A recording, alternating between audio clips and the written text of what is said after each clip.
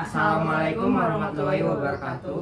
Perkenalkan, kami dari kelompok 3 ini mempresentasikan buku tentang memeras rakyat, neoliberalisme dan tatanan global. Perkenalkan, nama saya Risma Arin. Nama saya Peter November. Nama saya Andika Rizky Nugroho. Nama saya Natila Umaira. Bab 1 tentang neoliberalisme dan tatanan global. Istilah neoliberalisme mengesankan suatu prinsip-prinsip yang baru dan sekaligus didasarkan pada gagasan liberal klasik.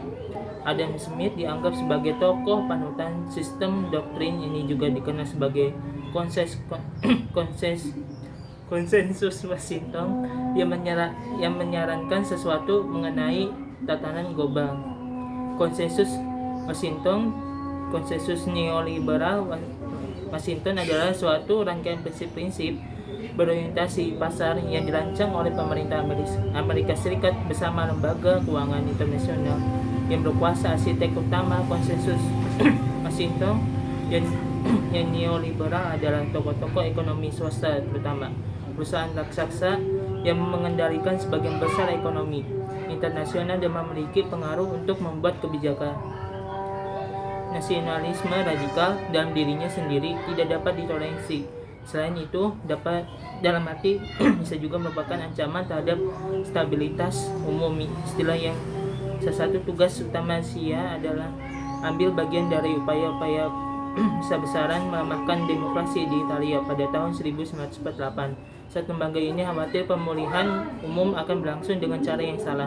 Intervensi militer secara langsung direncanakan jika tindakan subversi ternyata gagal. Upaya ini digambarkan sebagai langkah untuk menstabilkan Italia. Bab 2 tentang persetujuan tanpa kesepakatan, kontrol atas pemikiran publik.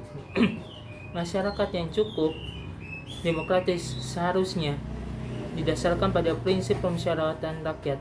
Gagasan ini diterima secara luas, namun ia bisa menjadi terlalu kuat atau terlalu lemah. Terlalu kuat karena ia menyarankan bahwa rakyat harus diatur dan dikendalikan. Terlalu lemah sebab bahkan penguasa yang paling brutal pun masih memerlukan permusyawaratan rakyat, dan umumnya mereka mendapatkannya, tidak hanya secara paksa. Permasalahan ini dimunculkan 250 tahun lalu oleh David Hume. Dalam karya klasiknya, asumsi ini ditentang sepanjang sejarah. Namun permasalahan ini sudah muncul sejak kebangkitan demokrasi modern, pertama pada abad ke-17 di Inggris. Beberapa tahun setelah tulisan Hume dan Hutcheson terbit, masalah yang ditimbulkan oleh rakyat di Inggris menyebar ke koloni yang memberontak di Amerika Utara.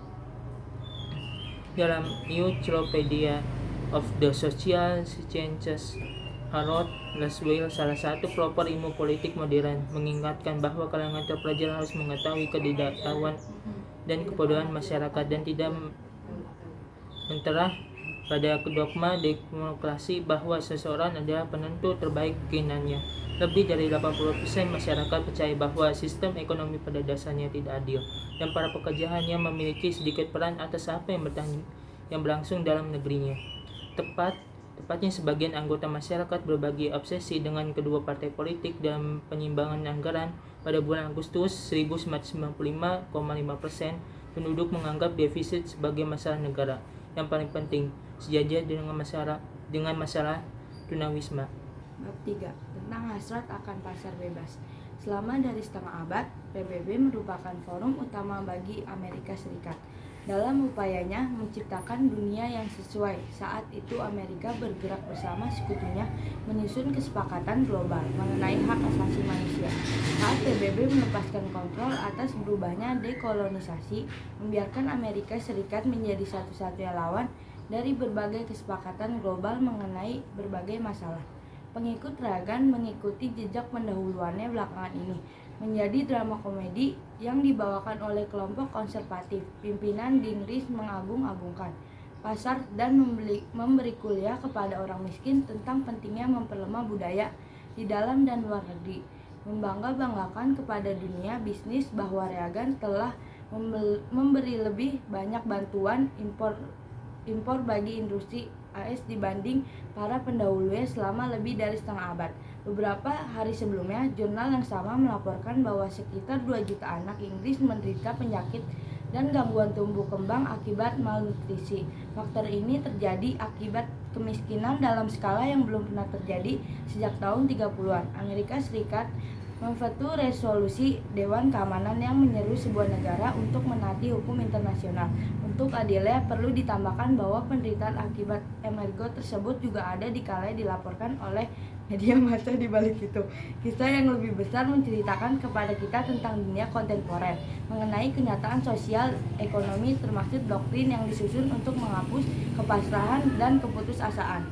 Bab 4 tentang demokrasi pasar dalam tatanan neoliberal antara doktrin dan kenyataan. Adanya perbedaan yang lebih tajam antara hal ini dengan sesuatu yang mungkin disebut dengan peradaban.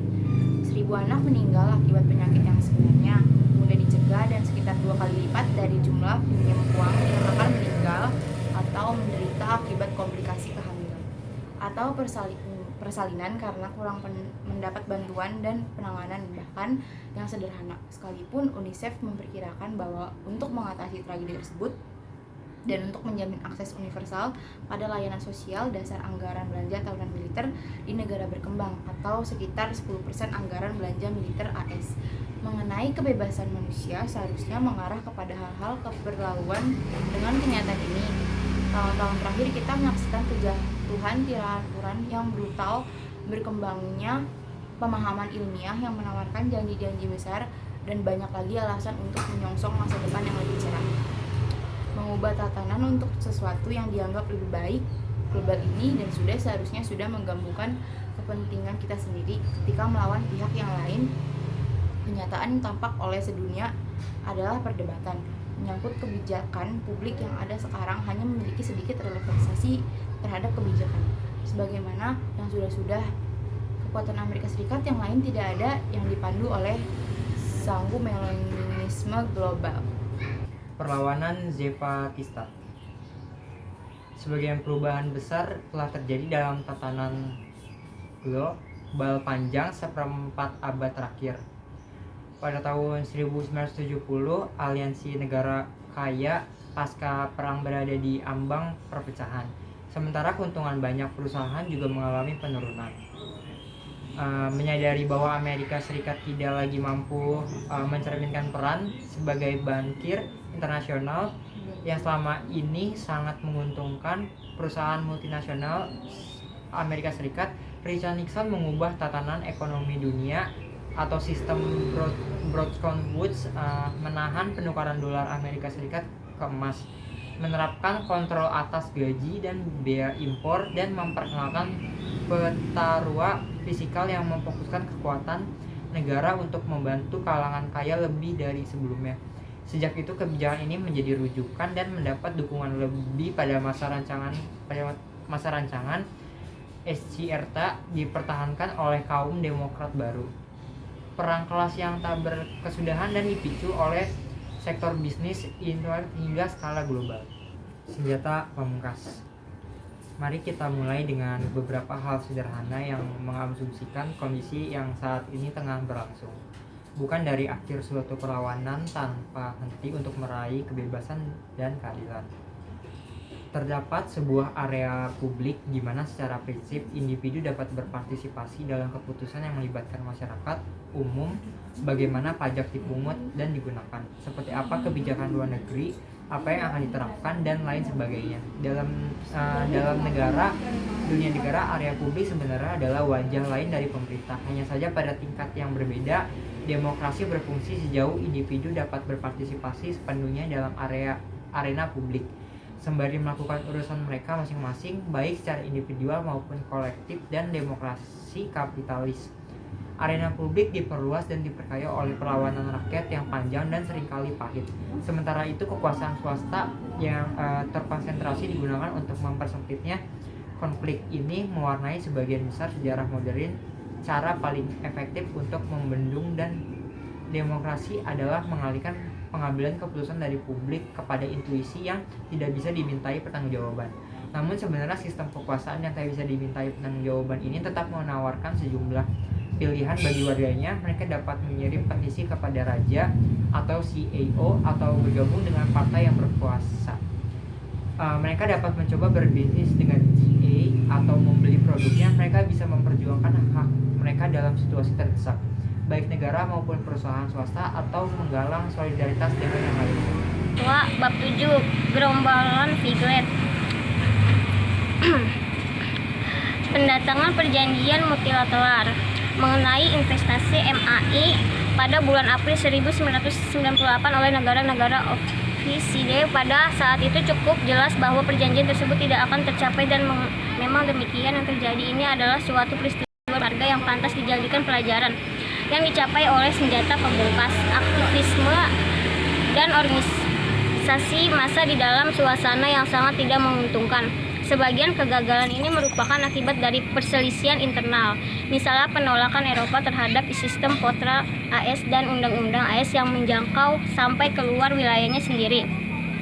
Kekhawatiran mengenai sampai berapa jauh otonomi kultural dapat dipertahankan dan sebagainya. Namun masalah yang jauh lebih signifikan adalah ini penentangan besar-besaran dari masyarakat di seluruh dunia.